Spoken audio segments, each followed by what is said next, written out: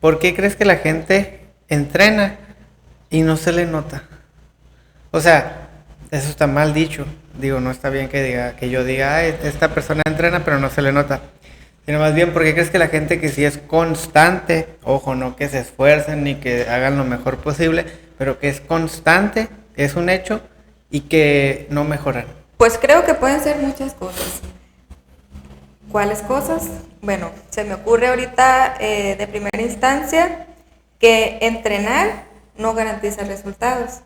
Puedes entrenar a lo mejor con las patas, o sea, dicho metafóricamente, que y tener resultados rápido y a lo mejor no sé, el primer mes, los primeros 2 meses o al inicio. Posterior a eso, dejar de ver resultados. Y probablemente sea porque pues no hay una correcta dosificación del entrenamiento, los ejercicios o el tipo de entrenamiento. Ese podría ser una cosa.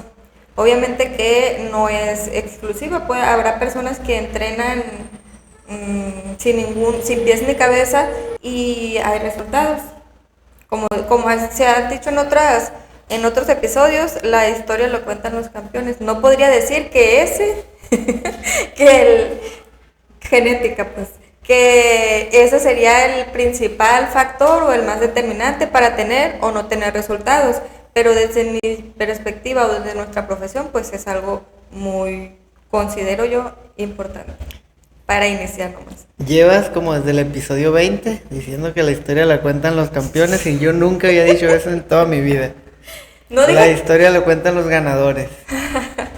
Pero bueno. Pues, campeones, ganadores. No es lo mismo. ¿Quién es un campeón? Alguien que ganó o alguien que obtuvo el campeonato. ¿Y un ganador? Ganó una rifa. Pues ganó o simplemente en un torneo, gané. Si ganas la primera ronda eres un ganador. Pero todavía no eres un campeón. Es que campeón es como... Por ejemplo, esa frase viene como de que de la guerra. Y en la guerra no hay campeones. Bueno, eso es completamente... Siempre tenemos unos debatitos en así. En la guerra, aún ganando, no ganas. Depende. Si eres Estados Unidos en la guerra, aunque pierdas, ganas. Pip. Censura. ¿No? X. Bueno, volviendo al tema, me surge una pregunta. Respecto, evidentemente, estoy completamente de acuerdo en que la gente comete el error que parte desde su desconocimiento, de pensar que nada más es cuestión de pararse al gimnasio y hacer lo mejor posible.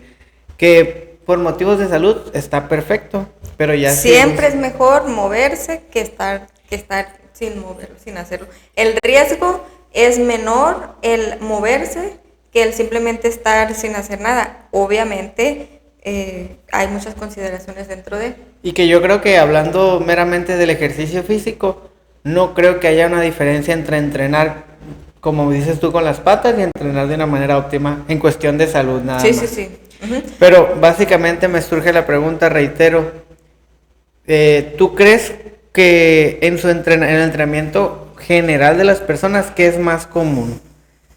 ¿Que entrenen de más o que no entrenen lo suficiente? Que entrenen de más.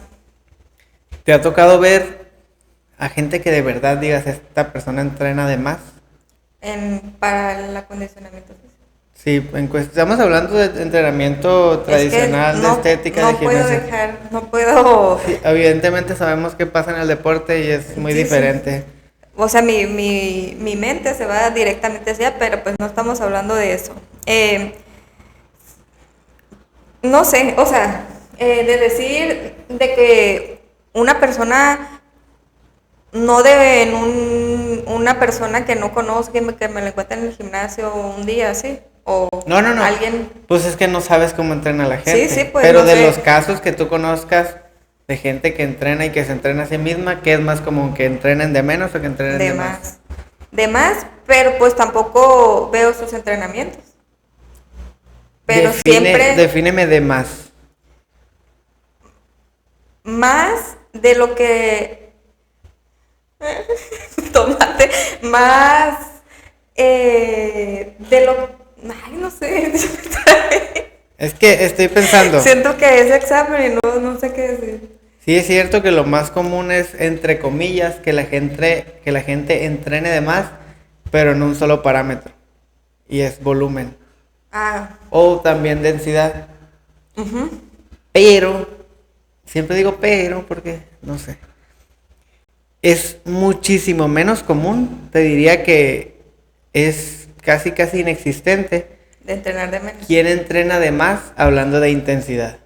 Ah, ok. Entonces la gente entrena Porque pues mucho. a mayor volumen, Ujú, y la gente entrena mucho volumen, pero con una intensidad muy pobre. ujú, Y tú sabes que en las variaciones del entrenamiento deportivo o fluctuaciones, no sé cuál era el término, la verdad se me olvidó, pero no nada más es que a mayor volumen, menor intensidad. Hay ujú. etapas en las que es más volumen y más intensidad, menos y menos, menos y más y menos, etcétera. Así es. Aquí esta gente se lleva 10 años entrenando con muchísimo volumen, prácticamente cada vez más denso, es decir, menos tiempo de descanso y cada vez, por ende, menos intenso. Así es. Y eso pues es un factor determinante. Cuando digo así con términos muy coloquiales o generales, el entrenar mal o no entrenar adecuadamente y demás, pues un poco más específico o un mucho más específico y técnico, pues es ya un poco de las variables que mencionas. Pero ese no es. ¿Tú consideras que esa sea la principal razón o la única por la cual que haya personas que probablemente no ven resultados y que tienen mucho tiempo entrenando? Sí. Sí que, Sí, creo que es la única razón. ajá, Hablando de un caso general, ¿no? Porque me estás diciendo, o como yo lo planteé, es una persona que lleva muchos años haciendo ejercicio. ujú. Y como... Hablando específicamente de este contexto. Ajá, sí. Y de fuerza. Ujú. Y también describimos a la persona como una persona constante. Llevamos 2 palomitas. Una persona que entrena volumen mucho. Y hay una confusión. Y a lo mejor viene, por ejemplo, de una tablita. No recuerdo quién es el autor, pero en la tablita viene cuánto es el máximo volumen recuperable. O el máximo volumen estimulable, el mínimo, etcétera. Y mucha gente cree, ya dando el paso, como saliéndose de eso de que vamos a entrenar más y mejor, mucho drop set, mucho rest pause, etcétera, piensan que llega un punto en el que es malo más volumen y no es así. Okay. O sea, prácticamente si tú ves evidencia, la mayoría de los sujetos suelen a mayor volumen, mayor desarrollo. Evidentemente hay sujetos que a mayor volumen pues se estancan, o sujetos que a menor volumen mayor progreso, lo que sea, pero sí hay una, ¿cómo se dice? Relación. Una relación. Sí, difícilmente podríamos dar un dato o alguna información certera así exclusiva para todos, generalizada, de decir, están haciendo mal esto y hay que hacerlo de esta manera. ¿Por qué? Lo mencionaste, nos dirigimos a un contexto específico, a un caso hipotético, podríamos decirlo así. Entonces, y entendiendo la importancia de la individualidad del entrenamiento, sea cual sea que a este se refiera, pues no podríamos generalizar. Pero estamos haciendo un ejercicio de generalizar. Ajá, generalizar. Esto para probablemente si una persona nos escucha y nos dice y piensa, pues hago mucho volumen, voy a hacer menos y más intenso y ya, lo estoy haciendo bien. Que a priori, si una persona que entrena mucho volumen y no entrena intenso, si tú le partes el entrenamiento ni siquiera en 2, en 3, y lo haces entrenar realmente intenso, probablemente tenga un desarrollo mejor. Así es, pero entendiendo que vemos o queremos que se perciba el entrenamiento como dentro del estilo de vida saludable y no solamente por una meta corta o por un punto de decir, no sé, quiero bajar 2 kilos y ya lo logré y ya es todo.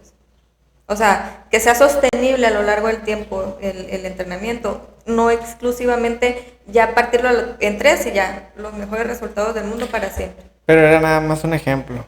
Sí, Nada yo más. lo sé, solamente me estoy poniendo en el lugar de otra persona que diría, y es así. Sí, es así. Sí, pues. O sea, incluso si lo partes en 3 Ajá. y entrenas más intenso, va más acorde a la salud. Mucho más acorde al entrenamiento por salud. Porque probablemente te tome menos tiempo, te tome menos desgaste físico, etcétera.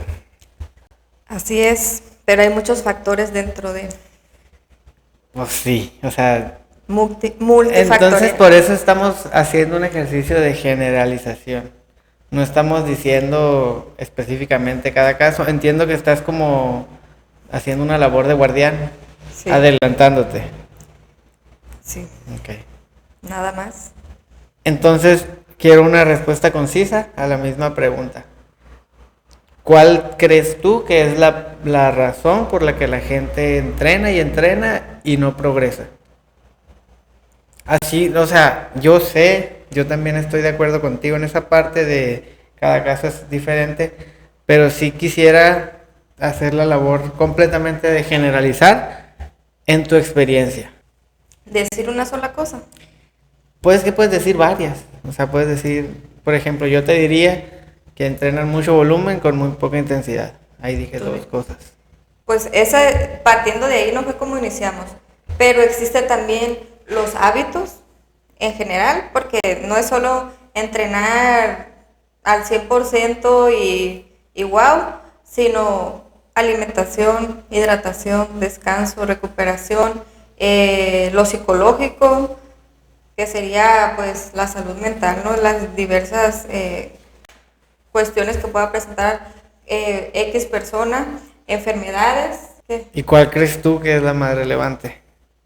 Ya dije, o sea, partimos con esto. Pero bueno, de los nuevos que abriste y que sacaste, ¿cuál crees tú? Hablaste de hábitos, sobre todo que alimenticios, de descanso, de Pues hidratación. quisiera incluir en todos esos hábitos. ¿Qué? Entonces, si ya llegaron hasta aquí en el episodio, ¿cuál es el punto?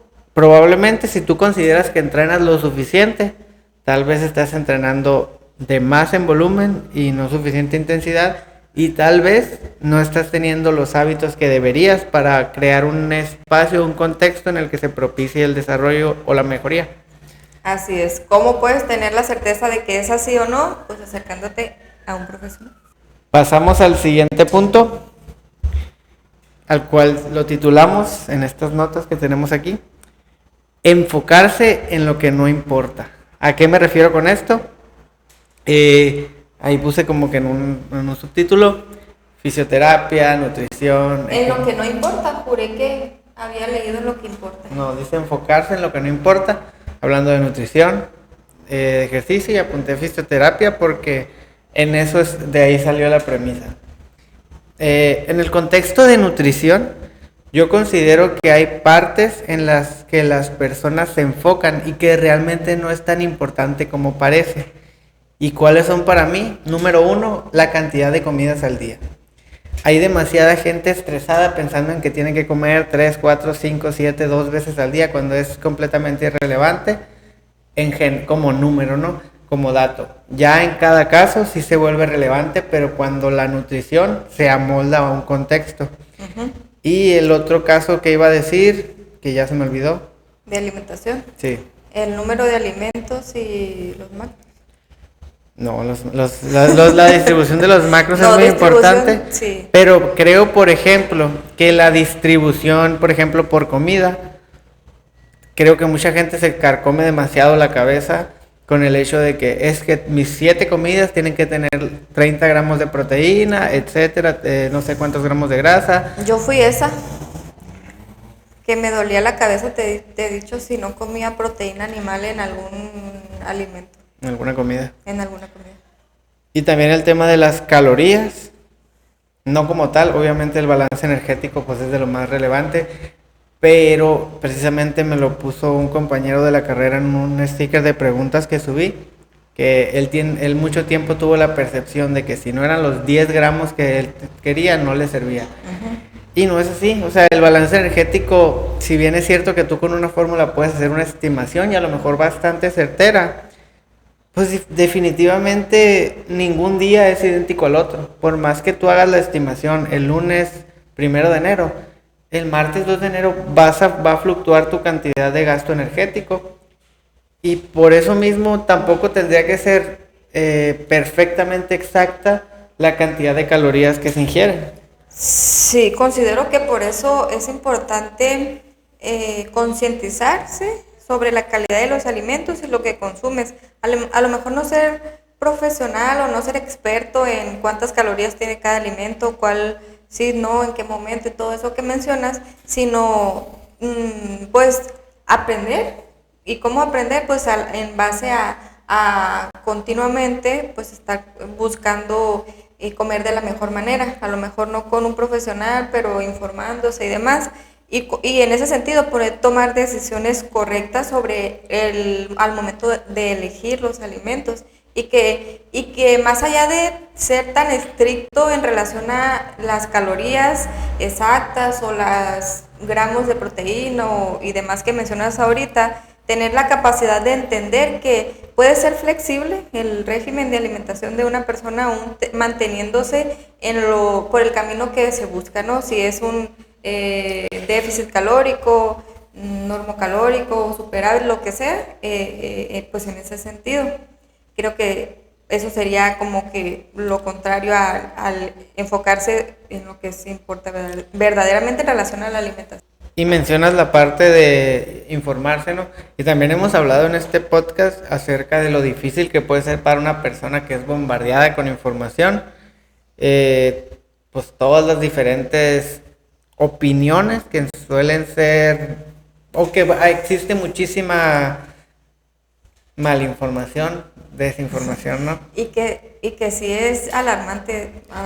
Pero ahora sí nomás quiero mencionar, si tú quieres tener certeza de dónde estás sacando tu información, haz una pausa con lo que consigues de redes sociales y métete en internet a los portales de los gobiernos de los países. México creo que tiene su portal hablando de nutrición, seguramente Estados Unidos lo tenga, Europa deben de tener de sobra, diferentes países, incluso creo que existe, no recuerdo cómo se llama, una asociación europea de no sé qué, y tienen sus, ¿cómo se llaman? Pues su portal en el cual te informan y le enseñan al consumidor, después de hacer una exhaustiva investigación con de verdad los mejores investigadores que tienen en cada país, y se saca eso al público. Proporcionar la información. Y principalmente la finalidad es que llegue al consumidor. Así es. Y puede ser, y de hecho es información muy digerible, así que ahí está ese dato. Porque es distinto a tomar la información de las redes sociales. Como dices, nos bombardean con información y que es peligroso porque a lo mejor preferiblemente voy a creer yo que si tomo una cucharada de vinagre de manzana todos los días me voy a alcalinizar, o cuál es la intención, desintoxicar. No, sí tiene sentido según yo. Pero específicamente... No recuerdo. Hace poco en el súper vi una señora que estaba diciendo, ¿te acuerdas?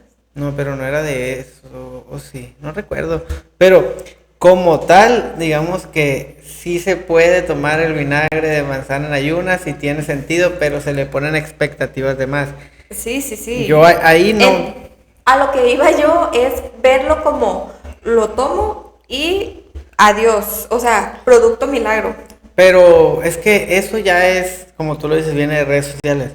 Pero, por ejemplo, me acabo de acordar, hace ya bastantes meses, ya ves que existe toda esta onda cetogénica, milagrosa, mágica, y me tocó ver un video, te lo juro y no estoy mintiendo, de una persona diciendo que eran más saludables sus tortillas de chicharrón con costra de queso que una tortilla de maíz.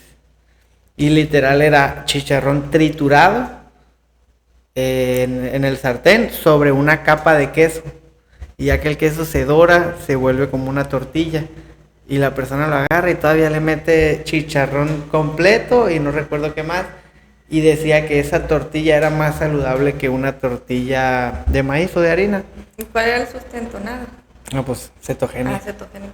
Probablemente, y eso es lo peligroso de ahí, que las personas pueden tomar la información desde el desconocimiento, ahora sí, que más les convenga, lo más fácil.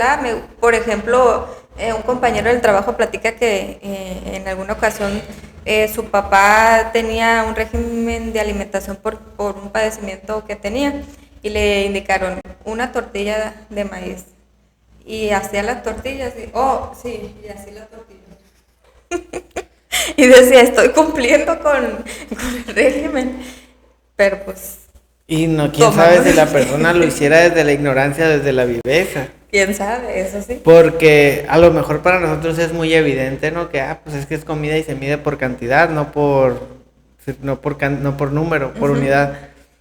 Pero para las personas a lo mejor no. Si tú le pautas a una persona, imagínate, si tú le pautas a una persona un puñado de nueces, a lo mejor para ti un puñado es agarrarlo con esta partecita de la mano, pero a lo mejor para mí es agarrar así. Entonces ahí se vuelve Pequeña, gran pequeña gran diferencia, y por eso es muy importante educar al consumidor. Y hablando de cetogénesis y de... pero faltaban temas. Ya iba a saltar. Ya ahí dejamos la nutrición. Y quería mencionarlo poquito nada más, el tema de enfocarse en lo que no importa en cuanto a fisioterapia, y porque lo vi, básicamente. Y porque últimamente, fíjate que he estado siguiendo a muchos fisioterapeutas y que me parecen excelentes creadores de contenido y me parece que divulgan bastante bien. ¿Y a qué voy con enfocarse en lo que no importa en fisioterapia? Yo creo que si el enfoque en una sesión o en un proceso de fisioterapia deportiva meramente, ya en cuestión de rehabilitación de otros aspectos no sé, porque yo no estudié para eso, pero en cuestión de deportiva, creo que si el enfoque es TENS, frío-calor, masaje, ultrasonido, no conozco todo, infrarrojo, todo eso, pues probablemente o a lo mejor no sea el mejor enfoque. Ahora bien, si esto es un acompañamiento y el enfoque es el ejercicio, me parece excelente. Pero no me detengo ahí. Lo que sí me parece definitivamente no... Aberrante.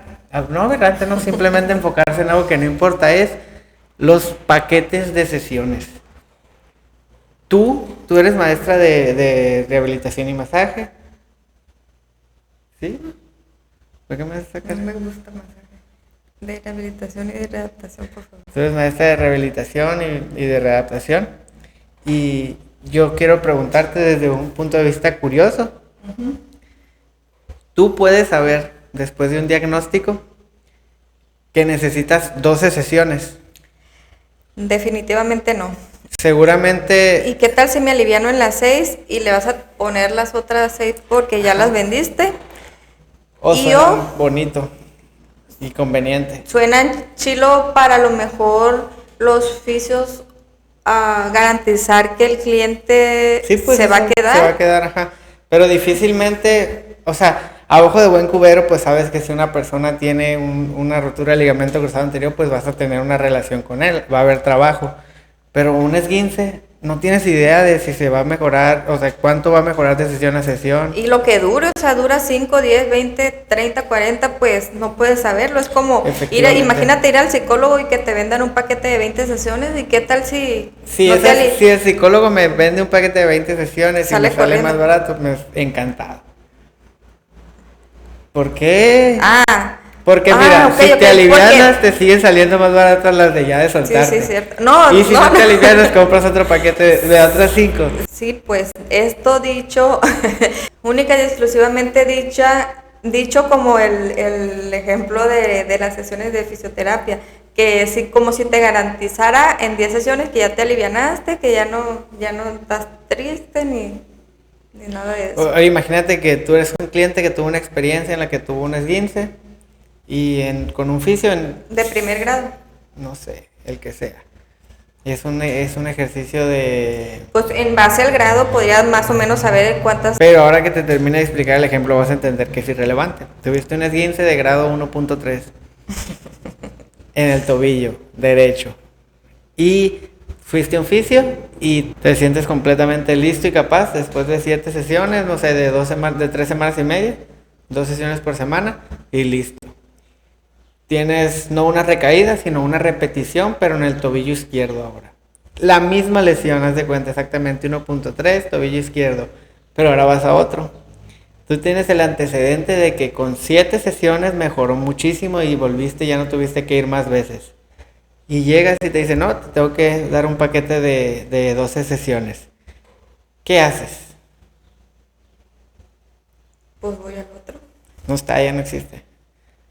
No compro el paquete de 7. ¿Cómo se llama?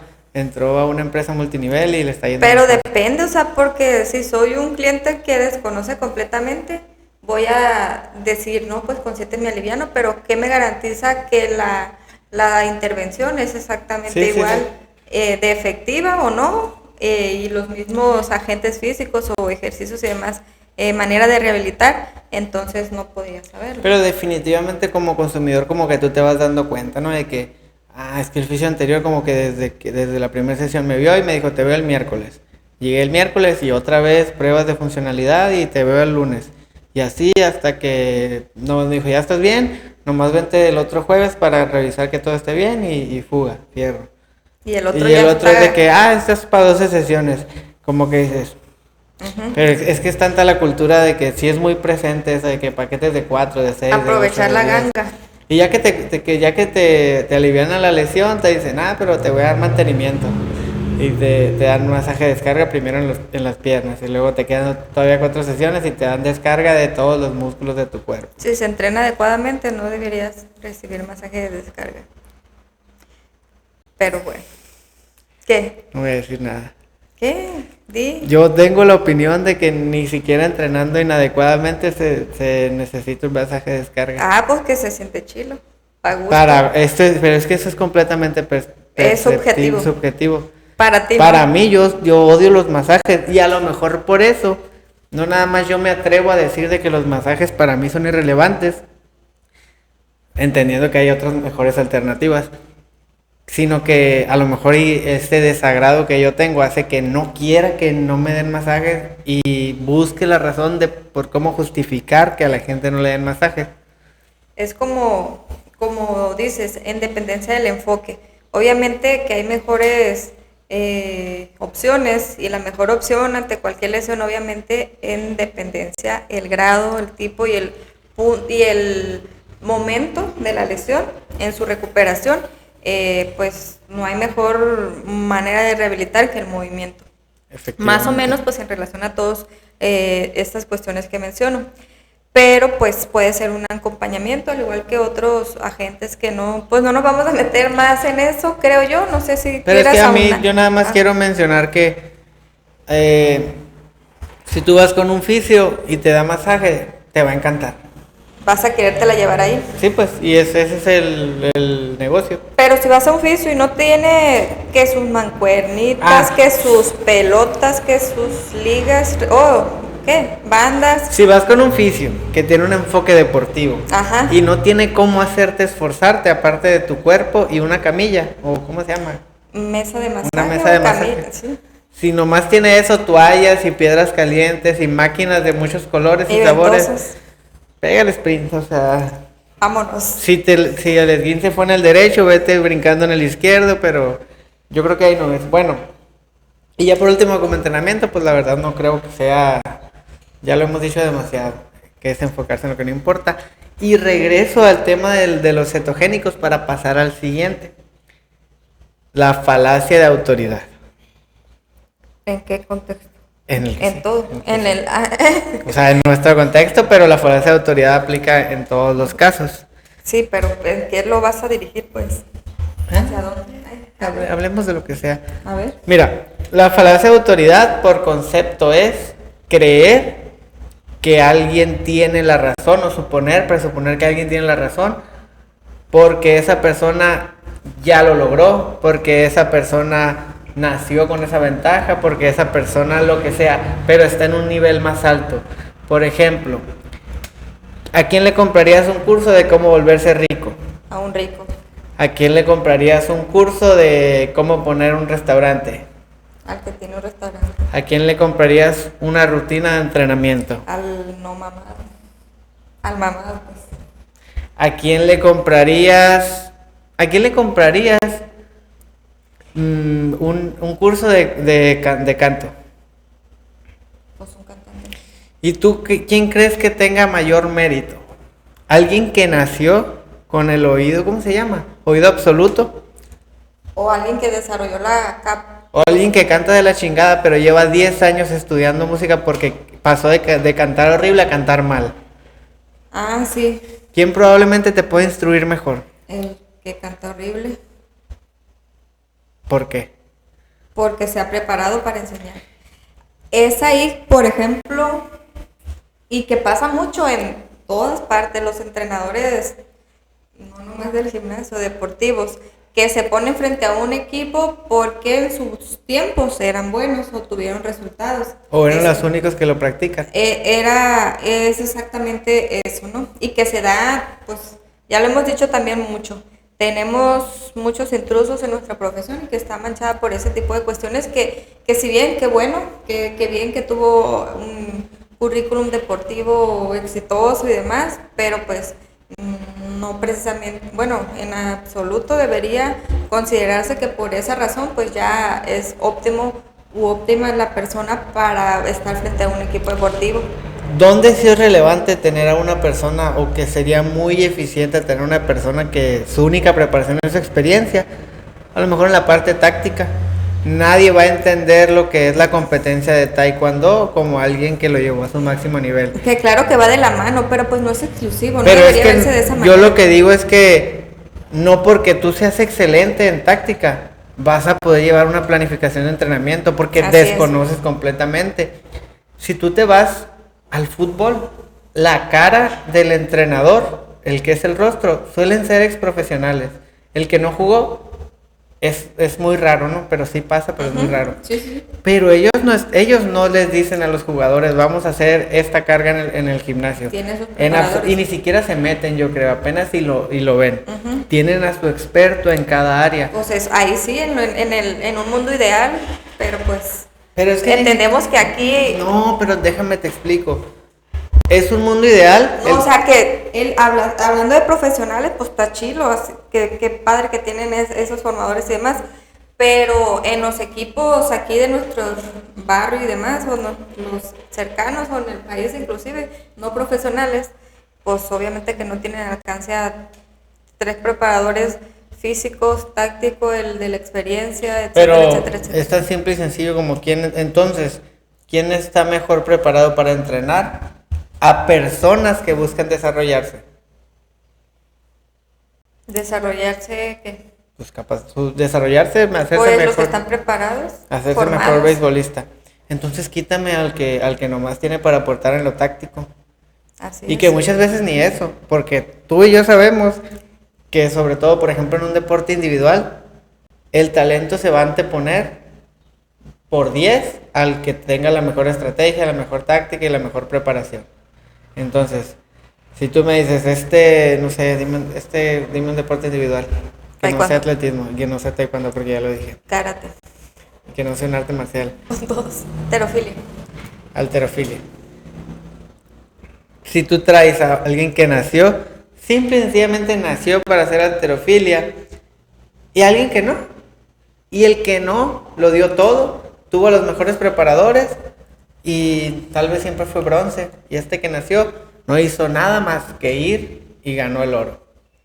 Pasan 20 años y se busca la referencia de quién va a ser entrenador. Y el que tenga más medallas. Habiendo 2 casos en el que uno pasó como el cantante que te digo que se tuvo que esforzar más, aprender más, repetir, mejorar más, ojo, limitándolos a la parte táctica, ni siquiera así te puedes asegurar de que el que tú vayas a ver como medallista es el que pasó por un proceso más, pues mejor para esta labor. No sé qué opinas. Pues sí, estoy de acuerdo completamente y luego, esa es la introducción de que la falacia, la definición del concepto que mencionabas y ahora. ¿Qué otro contexto pasa muchísimo de falacia de autoridad? El aula, el salón de clase. Creo que es uno de los ejemplos más grandes de la falacia de autoridad.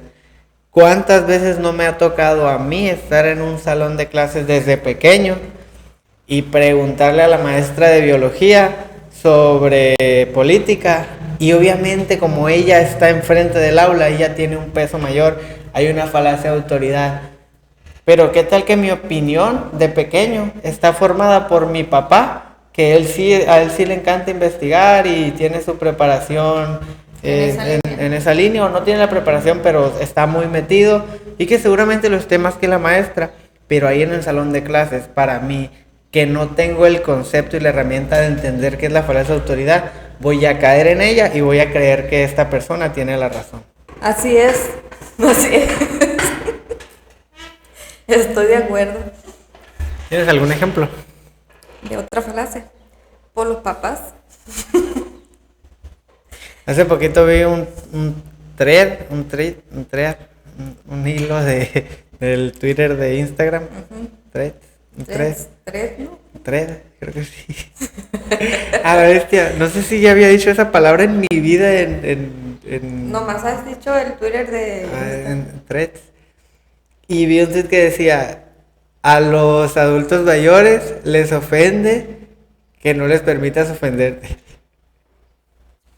O sea, a los adultos, digo, por dar un ejemplo, y quién no lo ha vivido o lo ha visto de que, no, pero tú eres un maldito estúpido, no me faltes al respeto, cállese la boca, no me faltes al respeto diciéndome que no te diga estúpido, que eres un inútil. Ajá, así es, por ejemplo, hablando de, no era un hilo, era un meme de Facebook, el que yo voy a decir.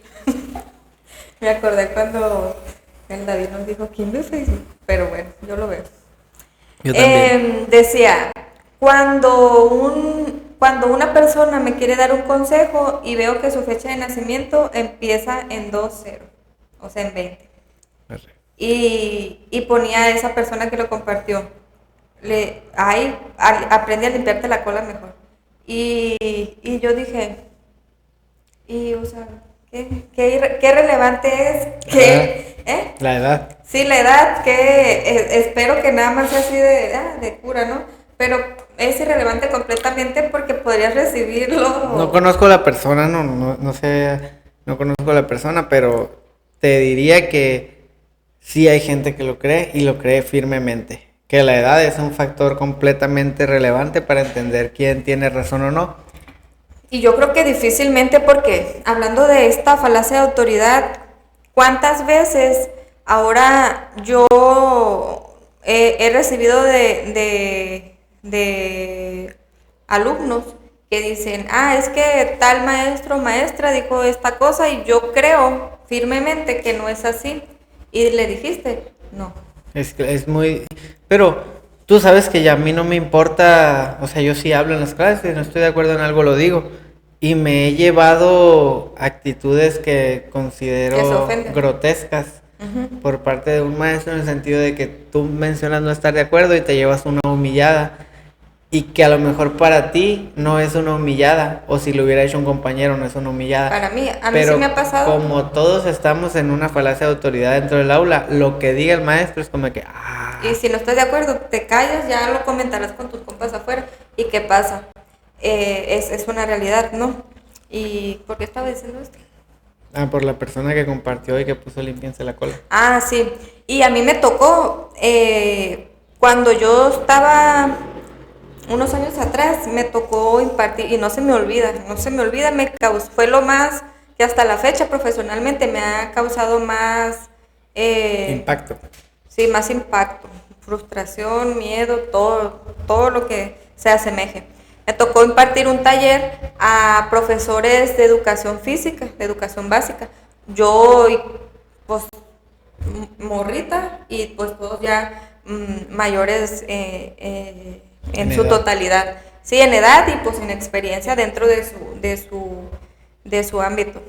Y me acuerdo yo que hasta le dije a mi papá, le dije, Jume, si tú fueras a un taller y yo fuera quien lo imparte, me pelarías, porque yo sentía que yo iba a hablar y que nadie me iba a pelar precisamente por esa cuestión, y afortunadamente no fue así, me fue muy bien, pero me causó tanto estrés, demasiado.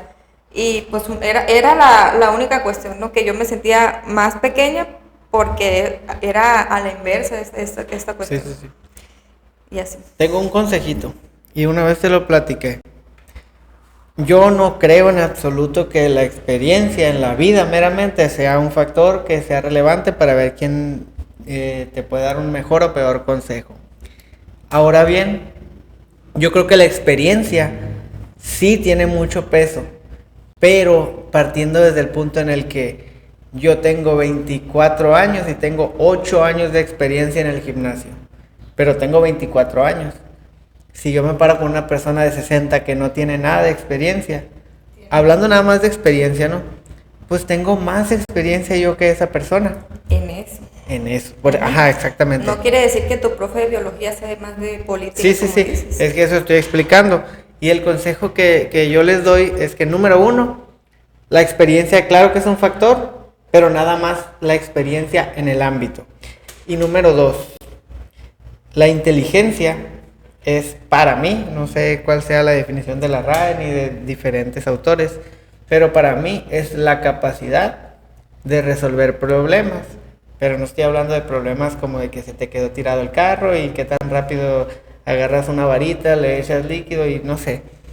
Sino resolver el problema que a ti te está causando interés. A lo mejor tu problema es meramente investigativo, educativo, deportivo, lo que sea. Eso para mí es la inteligencia. Entonces yo toda mi vida, desde que soy consciente de este, ¿cómo se llama? Fenómeno, yo intento descifrar a las personas y ver en qué son inteligentes. No nada más en qué tienen experiencias, sino en qué son más inteligentes. Y cuando cacho la situación en que esa persona me quiere dar un consejo en lo que él es inteligente, para mí vale por muchísimo. Y he estado haciendo esa tarea durante ya, yo creo que por lo menos casi 10 años. Entender quién es bueno en algo porque es inteligente y saber que lo que opine para mí vale por dos. Porque no es nada más su experiencia, sino que va acompañada de su experiencia donde mejor lo puede poner. Reflexioné, es un muy buen, es consejo, ¿no? Sí, Busquen quién es inteligente en algo y créanle. No inteligente para sacarse 10 en la escuela, ¿no? Esa es otra cosa. Pero y por último, para cerrar. A ver, dice, dieta con falacia, andamos bien falásicos. Es que lo conecté. Dieta con falacia naturista. Así nos alimentamos hace milenios.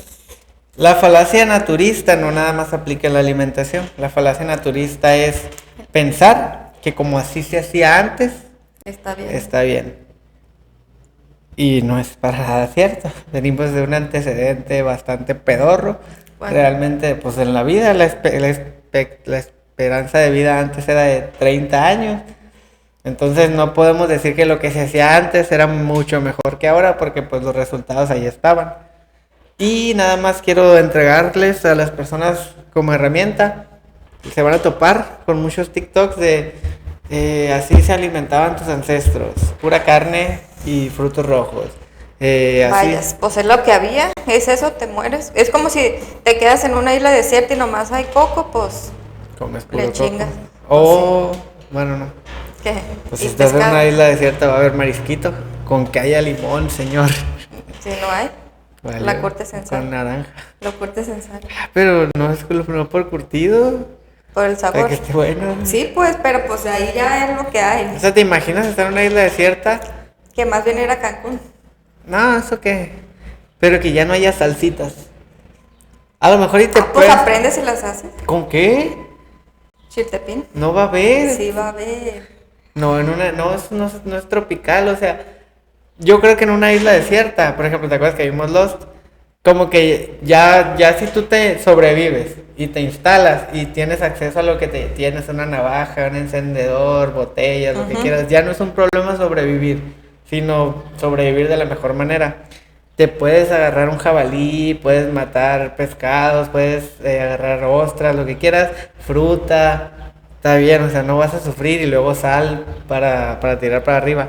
Pero va a haber sabores que nosotros, por ejemplo, como mexicanos, imagínate decir, ya no me voy a comer mi taquito de pescado, digo, ni siquiera un taco porque no hay maíz.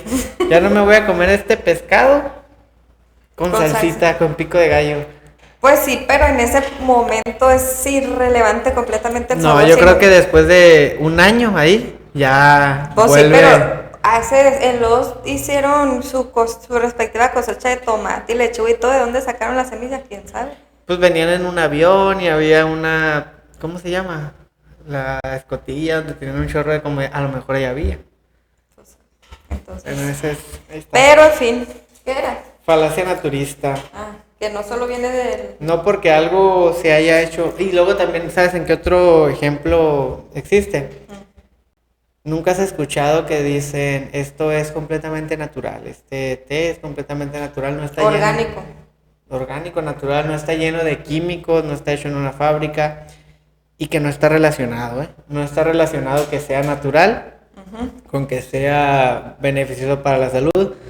Hay un montón de hojas, de bayas, de cosas que si te las comes te petateas. Y hay un montón de cosas que se hacen en un laboratorio que literalmente son hechos a base de reacciones químicas y que no nomás te salvan la vida a ti, sino que le salvan la vida a un montón de gente. Las vacunas. Las vacunas, las pastillas. Y que son químicas completamente. Ajá, son productos químicos. Sí, sí, pero lo relacionamos exactamente así. Es natural, completamente natural, la composta que se utiliza o el fertilizante, es popis de vaca y cosas de esas. Ahorita que se acabe el episodio te voy a decir algo que es natural. ¿Qué? Y podría acabar con la humanidad. ¿Qué? Te dije que ahorita que se acabe el episodio. No, es funable. ¿En qué? Es funable. Ah. Y ya.